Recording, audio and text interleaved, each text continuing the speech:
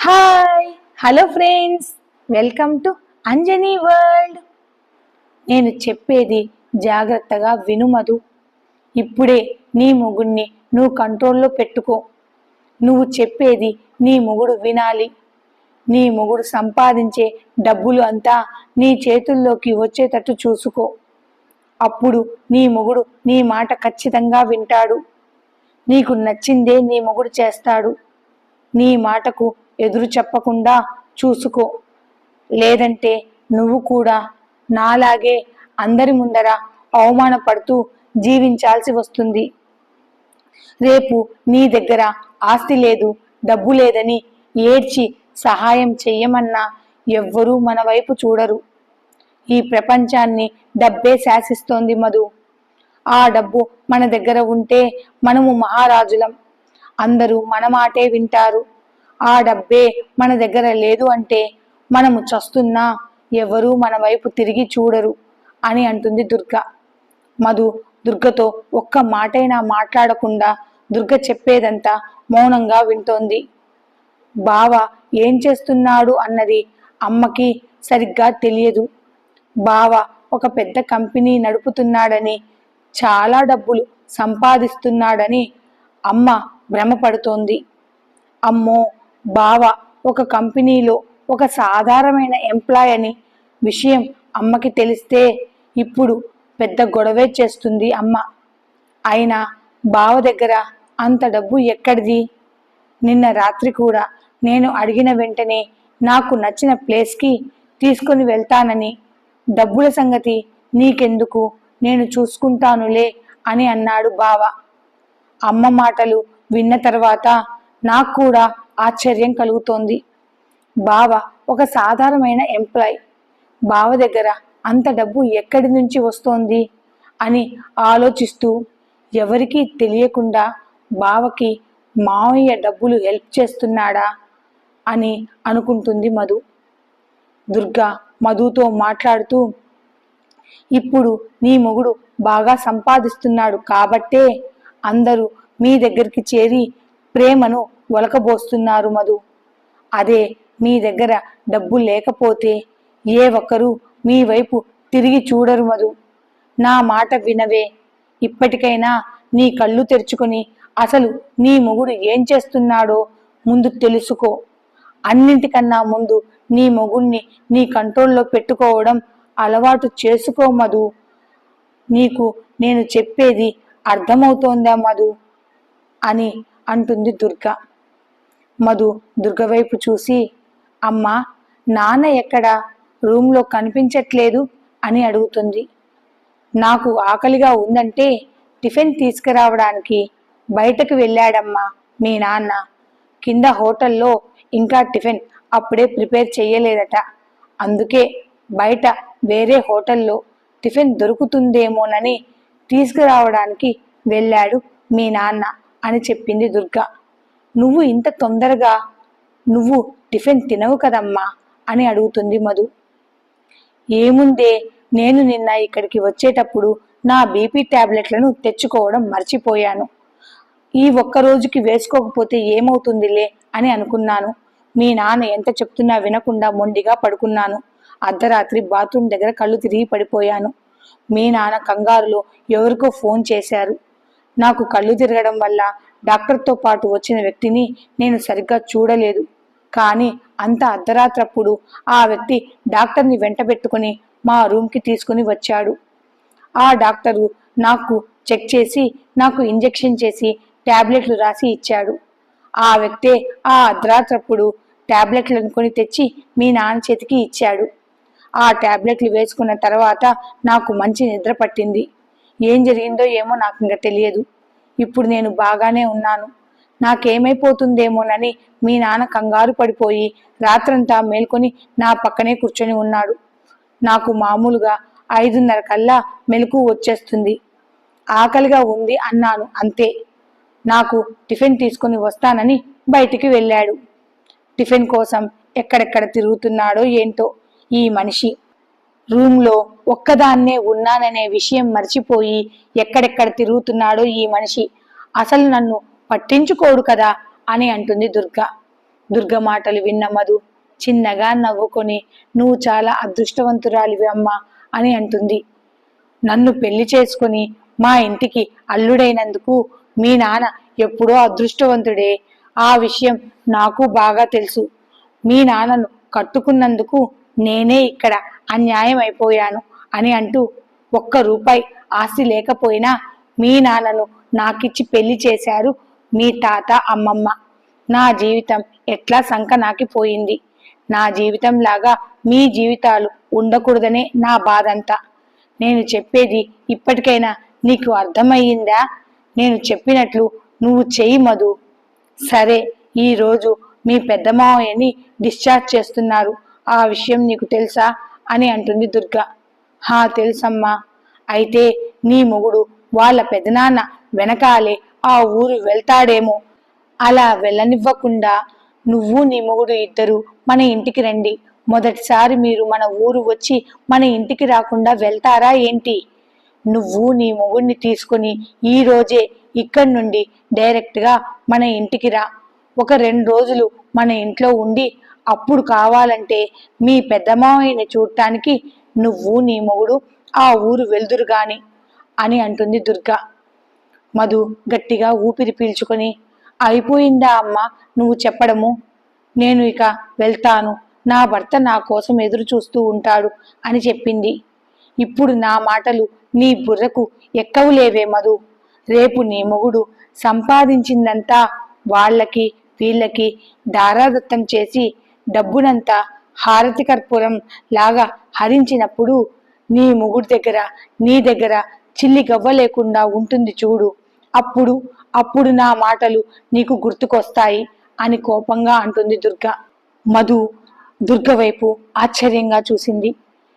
మధుకి కోపం వస్తున్నా తన కోపాన్ని తగ్గించుకుంటూ, చూడమ్మా, నా భర్త సంపాదించుకున్న తన సొంత డబ్బును తనకు ఇష్టమైన వాళ్లకు ఖర్చు పెట్టుకునే హక్కు, అధికారం నా మొగుడికి ఉంది. మన అనుకున్న వాళ్లతో, బంధువులతో, బయట వాళ్లతో ఎలా ఉండాలో, వారి దగ్గర ఎలా ప్రవర్తించాలో నాకంటే, మన అందరికంటే నా మొగుడికే బాగా తెలుసు. నా భర్త మీద నన్ను అధికారం చూపించమంటున్నావు. నా భర్తని నన్ను కంట్రోల్లో పెట్టుకోమంటున్నావు. నేనెందుకు అలా చెయ్యాలి? నేను నా భర్తను అర్థం చేసుకుని, నా భర్తకు నా ప్రేమను పంచుతూ, నా భర్తకు తగ్గ భార్యగా ఆనందంగా కలిసి నా భర్తతో సంతోషంగా జీవితాన్ని జీవించాలి అని నేను అనుకుంటున్నప్పుడు నేనెందుకు అలా చేస్తాను? నువ్వు ఆలోచించినట్టే నా భర్త కూడా నా మీద అధికారం చూపించాలని అనుకుంటే, నన్ను తన కంట్రోల్లోకి తెచ్చుకోవాలి, నన్ను ఒక బొమ్మను చేసి తనకు నచ్చినట్లు ఆడించాలని నా భర్త అనుకుంటే, అలా నా భర్త ఎప్పుడూ అనుకోలేదమ్మా. ఎప్పుడు నా దగ్గర అలా ప్రవర్తించలేదు. నా భర్త ఎప్పుడు అలా ఆలోచన చెయ్యలేదు. నా భర్త ఎప్పుడు నువ్వు ఆ పని చేయి, ఈ పని చేయి, నువ్వు ఇలా ఉండు, నువ్వు అదే తినాలి అని నా మీద అధికారం చూపించలేదమ్మా. నాకు నచ్చినట్లు ఉండమన్నాడు. నాకు నచ్చింది తినమన్నాడు. నాకు నచ్చినంత వరకు చదువుకోమన్నాడు.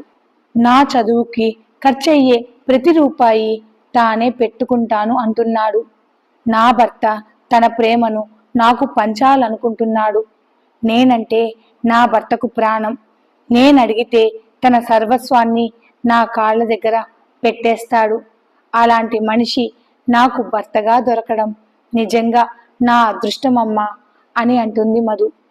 మధు మాటలు వింటున్న దుర్గ తన మూతిని తిప్పుకుంటూ మధు వైపు చూసింది. మధు మాట్లాడుతూ, నా భర్తను నా ప్రేమతో నేను నా సొంతం చేసుకోవాలనుకుంటున్నాను.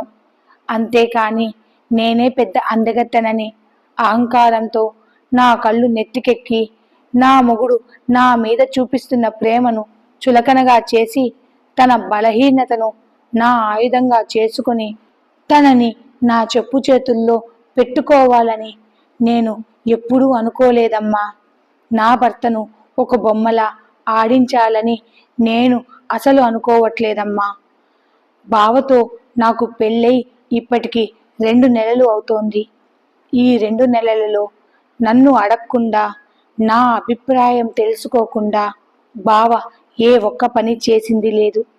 నా విషయంలో బావ ఏ పని చేసినా నాకు ఇష్టమా లేదా అని నన్ను అడిగి నా అభిప్రాయం తెలుసుకుని మరీ ఆ పని చేసేవాడు. భార్యాభర్తల మధ్య ప్రేమ, ఒకరి మీద ఒకరికి నమ్మకం ఉండాలి. ఒకరిని ఒకరు అర్థం చేసుకొని తమ జీవితాలను ఇద్దరూ కలిసి ఆనందంగా జీవించాలి. వారి మధ్య డబ్బు నామమాత్రమే ఉండాలి. ఆ డబ్బు వారి మధ్య ప్రేమను శాసించకూడదు. ఇలాంటివి నీకు ఎంత చెప్పినా నీకు అర్థం కాదులే అమ్మా. ఇలాంటి విషయాలు నీకు అర్థం కావాలి అంటే ముందు నీవు నీ భర్తను అర్థం చేసుకోవాలి. నీ భర్త మీద నీకు ప్రేమ, నమ్మకం ఉండాలి. అప్పుడే ఇలాంటి విషయాలు నీకు అర్థమవుతాయి. ఎంతసేపు డబ్బే లోకం అనుకునే వాళ్లకు ఇలాంటివి అర్థం కాదు అని అంటుంది మధు. నా భర్త ఏ పని చేసినా బాగా ఆలోచించి చేస్తాడని నాకు నమ్మకం ఉంది అమ్మా. అలానే నువ్వు ఇందాక నా భర్తకు తలపొగరు అన్నావు చూడు, అది తలపొగరు కాదమ్మా, తనకు తన మీద ఉన్న కాన్ఫిడెంట్. అదే కాన్ఫిడెంట్ నా భర్త మీద నాకు ఉంది. నా భర్తని ఎవ్వరూ ఒక మాట అన్నా నేను ఊరుకునేది లేదమ్మా అని మధు దుర్గతో మాట్లాడుతుంటే కృష్ణ మధు వైపు అలా చూస్తూ ఉంది. కృష్ణకి మధు మాట్లాడే ప్రతి మాటలోనూ తాను చేసిన తప్పులేంటో తనకు అర్థమవుతోంది. భార్య అంటే భర్తను ప్రేమగా దగ్గరికి తీసుకుని తన ప్రేమను తన భర్తకు పంచడమే కాదు, తన భర్తను అనవసరంగా ఎవ్వరూ ఒక మాటైనా అనకుండా చూసుకోవాలి. నలుగురిలో తన భర్త గౌరవాన్ని కాపాడాలి. ఎల్లప్పుడూ తన భర్తకు సపోర్టుగా నిలబడి ఉండడమే ఒక మంచి భార్యకు ఉండవలసిన లక్షణమని మధు మాటల్లో కృష్ణకు తెలిసొస్తోంది. అంతేకాని అహంకారంతో కళ్ళు మూసుకుని తన భర్త దగ్గర ప్రవర్తించకూడదని, ముఖ్యంగా పుట్టింటి వారి దగ్గర తన భర్త గౌరవాన్ని తక్కువ చేసి మాట్లాడకూడదని. భర్త మాట భార్య వినాలి, అప్పుడే భార్య మాట కూడా భర్త వింటాడని కృష్ణకు అర్థమయ్యింది. భార్యాభర్తల మధ్య ఒకరి మీద ఒకరికి ప్రేమ, నమ్మకం ఉండాలి. భర్తకు తగ్గట్టు భార్య ఉండాలే కానీ ఒకరిని ఒకరు కంట్రోల్లో పెట్టుకొని యాంత్రికంగా జీవించకూడదు. నేనే ఎక్కువ, నువ్వు నా మాటే వినాలి, నేను చెప్పిందే చెయ్యాలి అనే అధికారపు మాటలు భార్యాభర్తల మధ్య ఉండకూడదు. ఇద్దరు ఒకరి మాటను ఒకరు గౌరవించుకుంటూ సంతోషంగా కలిసి జీవించాలి అని మధు మాటలలో కృష్ణకు బాగా అర్థమవుతుంది. మధు మాటలకు దుర్గ ఆవేశంగా, ఇప్పుడు నీకు కొత్తగా పెళ్ళయింది కాబట్టి నీ మోజు తీరేంత వరకు నీ మొగుడు నీ చుట్టూ తిరుగుతాడు. రేపు పిల్లలు పుట్టేంత వరకే నీ మొగుడు నీ మీద ప్రేమను ఒలకబోసేది. తర్వాతే మగవారి బుద్ధి బయటపడుతుంది అని అంటుంది దుర్గ. అయినా నువ్వు ఏనాడు నా మాటను వినాలి గనక అని తన తలని కొట్టుకుంటూ దుర్గ మధు వైపు చూసి, నా పెద్ద కూతురు నేను చెప్పిన మాటను వేదంగా భావిస్తుంది. నేను ముఖ్యమా, నీ మొగుడు ముఖ్యమా అని అడిగితే నేనే ముఖ్యమని చెప్పి నా దగ్గరికి వస్తుంది నా పెద్ద కూతురు. ఇకపోతే నా మూడో కూతురు తన భర్తని మంచిగా తన కంట్రోల్లో పెట్టుకుంది. ఇప్పుడు కృష్ణ ఏం చెప్పినా దాని మొగుడు గంగిరెద్దులా తల ఊపుతాడు, తన వెంటే వస్తాడు అని దుర్గ కృష్ణ వైపు చూసి అంటుంది. కృష్ణ తన మనసులో, నీ మాటను విన్నాను కాబట్టే నాకు ఈ పరిస్థితి వచ్చింది. నన్ను తన ప్రాణం కన్నా ఎక్కువగా ప్రేమించే నా మొగుడు నేను తన పట్ల ప్రవర్తించిన తీరుకు విసిగిపోయి ఇప్పుడు నాకు విడాకులు ఇచ్చేంత వరకు నేను తెచ్చుకున్నాను. ఇదంతా నీ మాట వినడం వల్లే వచ్చింది అమ్మా అని కృష్ణ తన మనసులో దుర్గని తెగ తిట్టుకుంటోంది. దుర్గ మధుతో ఎటూ కాకుండా తయారయ్యింది నువ్వు ఒక్కదానివేనే. నేనన్నా నా మాటన్నా నీకు లెక్కే లేదు. మొదటి నుంచి నా మాటను నువ్వు ఏనాడు వినలేదు. నీ మనసుకు నచ్చినట్లే ప్రవర్తించేదానివి. నీకన్నీ మీ నాన్న బుద్ధిలే వచ్చాయి మధు. ఇప్పుడు పెళ్ళయింది కదా, ఇప్పటికైనా నువ్వు నా మాట వింటావేమో అనుకున్నాను. ఇప్పుడు నీ మొగుడిని చూసుకొని నీ కళ్ళు మూసుకుపోయాయి. నీ కంటికి నీ కన్న తల్లి కనిపించట్లేదు. నేను మాట్లాడేది మా అమ్మతో అని నువ్వు మర్చిపోయి నాతో మాట్లాడావు. పైగా నా భర్తతో ఎలా ఉండాలో నువ్వు నాకే బుద్ధులు చెప్పావు. నేను నీ కన్న తల్లిని కాబట్టి నువ్వు నన్ను ఎన్ని మాటలన్నా నీ మీద నాకు కోపం రావట్లేదు. ఇప్పటికైనా బుద్ధి తెచ్చుకొని నాకు క్షమాపణ చెప్పి నా మాట వింటావా లేదా మధు? నా మాట వినేటట్లయితేనే నువ్వు నా కూతురిగా నీ మొగుడిని తీసుకుని మన ఇంటికి రా అని చెప్పింది దుర్గా. మధు చిన్నగా నవ్వి సరేనమ్మా, ఇక నేను వెళ్తాను అని ముందుకు అడుగు వేస్తుంది మధు. సాయంత్రం నీ మొగుడుతో కలిసి మన ఇంటికి వస్తున్నావు కదా అని అడుగుతుంది దుర్గా. మధు చిన్నగా నవ్వి నేను ఎవరింటికి రావట్లేదమ్మా. పెద్ద మావయ్యని ఇంటికి క్షేమంగా చేర్చిన వెంటనే మేము మా ఊరికి బయలుదేరి వెళ్ళిపోతున్నామమ్మా. మేము ఎక్కడా ఉండట్లేదు. ఈ సమయంలో నేను నా భర్తతో కలిసి మీ ఇంటికి రావడం కుదరదు అని చెప్పింది మధు. దుర్గ మధుతో ఇప్పుడు మీరిద్దరూ వయసులో ఉన్నారు కాబట్టి ఇప్పుడు అంతా బాగానే ఉంటుంది. నీ మొగుడు నీకు హీరోలాగే కనపడతాడు. రేపు నీ కడుపున బిడ్డలు పుట్టిన తర్వాత తెలిసొస్తుంది డబ్బు వాల్యూ ఏంటో. అప్పుడు నీ మొగుడు చూపించే ఈ ప్రేమ బిడ్డల కోరికలు నీ కోరికలు తీర్చవు మధు అని దుర్గ ఆవేశంగా అంటుంది. అమ్మా, నేను నీతో వాదించడానికి ఇక్కడికి రాలేదు. అయినా నువ్వు చెప్పేదంతా నేను వింటూనే ఉన్నాను కదా అమ్మా. ఇక నేను వెళ్తాను అని చెప్పి మధు ముందుకు కదులుతుంది. మధు, నేను నీతోనే వస్తున్నాను అని కృష్ణ కూడా మధు వెనకాలే వెళ్ళబోతుంటే దుర్గ కృష్ణను ఆపి ఎక్కడికే నువ్వెళ్ళేది? నోరు మూసుకొని ఇక్కడే ఉండి రెడీ అయ్యి కాలేజీకి వెళ్ళు అని అంటుంది దుర్గ. కృష్ణ దుర్గ వైపు చూసి నేను కాలేజీకి వెళ్తానమ్మా. మధుతో నాకు చిన్న పని ఉంది, అది చూసుకొని నేను కాలేజీకి వెళ్తాను. ఇప్పుడు రాసే ఎగ్జామ్లో కొన్ని డౌట్స్ ఉన్నాయి. ఆ డౌట్స్ని మధు చేత ఎక్స్ప్లెయిన్ చేయించుకొని వచ్చి నేను రెడీ అయ్యి నా భర్తతో కలిసి కాలేజీకి వెళ్తాను అని చెప్పి మధుతో పాటు కృష్ణ కూడా రూమ్ నుండి బయటకు వచ్చేస్తుంది. దుర్గ కోపంగా మధు వైపు చూస్తూ ఈ మధుకి నేను ఎంత చెప్తున్నా బుర్రకెక్కట్లేదు. దీనికంతా వాళ్ళ నాన్న పోలికలే వచ్చాయి. ఇదంతా నా కర్మ అని అనుకుంటూ ఈ మధుకి తన భర్త కొద్దిగా ప్రేమ చూపించేసరికి దీనికి ఎవరు ఏం చెప్పినా బుర్రకెక్కట్లేదు అని అనుకుంటుంది దుర్గ. ఇక్కడ నాగేంద్ర విజయ్ ఇద్దరు ఆదిత్య రూమ్ లోకి వెళ్తారు.